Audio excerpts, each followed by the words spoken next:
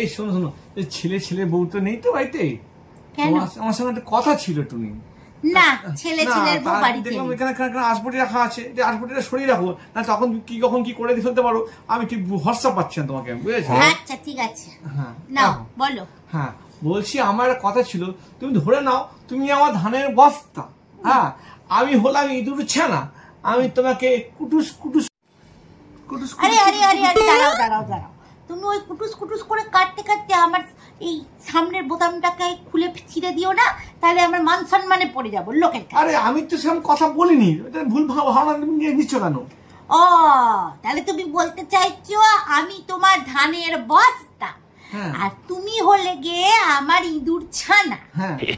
আমি হলাম ধানের বস্তা আর তুমি হলে গিয়ে ইঁদুর ছানা। আমি ধান কুটুস কুটুস কুটুস করে খাচ্ছি, আমি তুমি ধান কুটুস কুটুস কুটুস করে খাবে।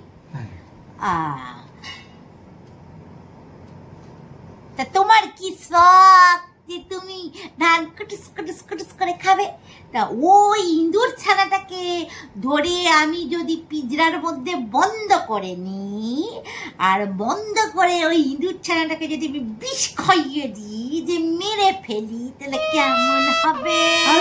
ইঁদুর ছানাকে পিঁজরা বন্ধ করে দিয়ে বিষ খাওয়াবে, তাই ইঁদুর ছানা বংশ বিস্তার করতে হবে না, তো বাড়িতে আসতে পারবে না। এ কেমন কথাবার্তা?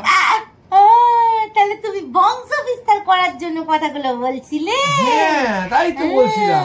বুড়া বয়সে কি শখ বংশ বিস্তার করবে, ছেলের বউ বাড়িতে চলে এসেছে, এখনো কি সেই দিকে তোমার নজর নাই? এখনো বংশ বিস্তার করার তোমার ইচ্ছা? এখনো তুমি ইঁদুর ছানার মতো ও টুকুস টুকুস করে ধান খাবার ইচ্ছা? তোমাকে ভালো করে ধর খাবে। আমার হাঁসবড়িটা কই গেল রে, কই গেল? আজকে তোকে ভালো করে খাওয়াবো।